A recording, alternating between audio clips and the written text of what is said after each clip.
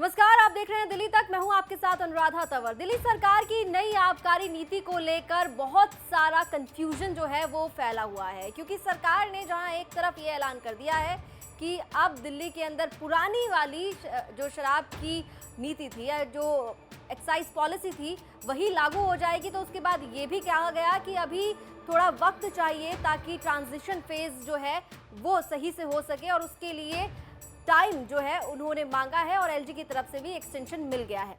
लेकिन दिल्ली सरकार की इसी नई आबकारी नीति को लेकर विपक्ष लगातार हमलावर रुख अपनाए हुए है, और अब दिल्ली सरकार के सामने ये सवाल खड़े कर दिए हैं कि आखिर क्यों, जब दिल्ली सरकार ने दावा किया था कि इसी नई एक्साइज पॉलिसी से उन्हें बहुत फायदा होगा, तो फिर नुकसान कैसे हो गया। जी हाँ, ये बात लगातार कही जा रही है। और भारतीय जनता पार्टी की तरफ से इस पूरे मुद्दे को लेकर प्रेस कॉन्फ्रेंस हुई, और इस प्रेस कॉन्फ्रेंस में दिल्ली बीजेपी के प्रदेश अध्यक्ष आदेश गुप्ता ने सिलसिलेवार तरीके से दिल्ली सरकार की इसी नई आबकारी नीति को उठाते हुए रेवेन्यू का मुद्दा उठाया और कहा कि दिल्ली सरकार को कम आय क्यों हुई है, क्यों नुकसान हुआ है, क्यों जो अनुमानित प्रॉफिट बताया गया था वो नहीं हुआ दिल्ली सरकार को। क्या कुछ एलिगेशन जो है वो आदेश गुप्ता की तरफ से लगाए गए हैं, पहले आपको वो सुनवाते हैं।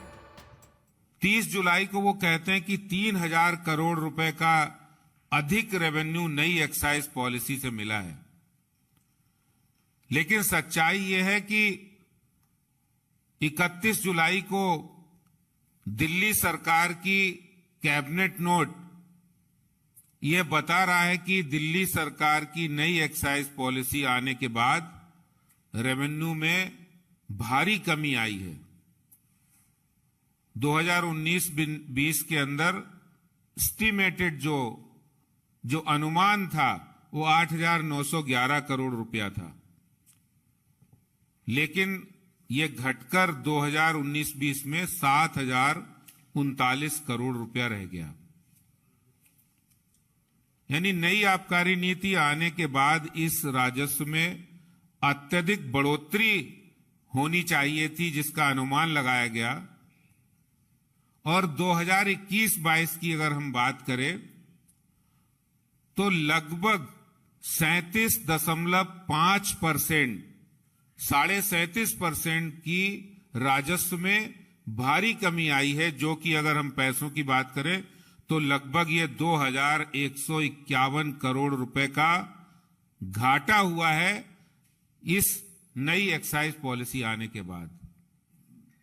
और दिल्ली के उप मुख्यमंत्री बड़े जोर जोर से चिल्ला के कह रहे हैं कि हमें 3,000 करोड़ का फायदा हुआ है।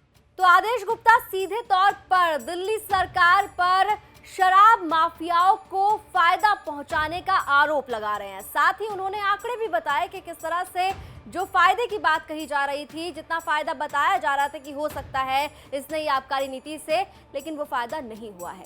वहीं आपको बता दें कि दिल्ली के उप मुख्यमंत्री मनीष सिसोदिया ने प्रेस कॉन्फ्रेंस की थी और ये बताया था कि अब दिल्ली के अंदर जो है वो नई आबकारी नीति जो है लागू नहीं होगी, और अब पुरानी नई आबकारी नीति लागू हो जाएगी। और उस दौरान उन्होंने ये भी जिक्र किया था कि इस नई आबकारी नीति से बहुत फायदा सरकार को होता, लेकिन जो वेंडर्स हैं उन्हें सीबीआई का, ईडी का डर दिखाया जा रहा है। इस वजह से शराब की दुकानें कम खुल रही हैं। क्या कुछ कहा था उस वक्त पर मनीष सिसोदिया ने रेवेन्यू को लेकर, वो भी सुनिए। पारदर्शी तरीके से इन दुकानों की नीलामी हुई तो दुकानें नहीं बढ़ी, लेकिन पूरे साल में, एक फुल ईयर में 850 दुकानों से 9,500 करोड़ रुपए का रेवेन्यू आना था। इस हद तक ऑक्शन गया हमारा, 6,000 करोड़ की जगह 9,500 करोड़ रुपए। तो इस तरह एक साल में नई पॉलिसी के तहत सरकार की आय 1.5 गुने से ज़्यादा बढ़ जाती, करप्शन खत्म हो जाता। लेकिन नई पॉलिसी आने से इन लोगों ने जो भ्रष्टाचार मचा रखा था वो रुक गया, वो खत्म हो गया। तो इन लोगों ने पूरा प्लान बनाया कि इस नई पॉलिसी को फेल किया जाए।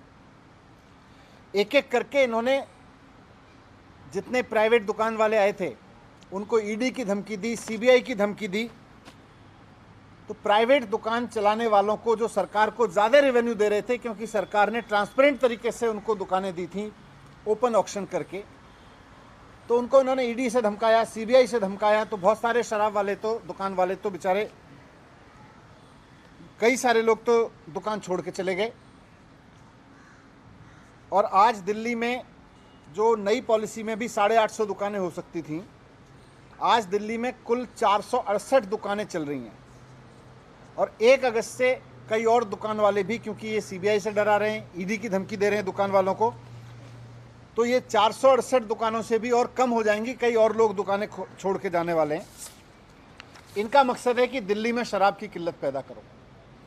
इनका मकसद है कि दिल्ली में लीगल तरीके से बिकने वाली शराब का क्वांटम कम करते चले जाओ।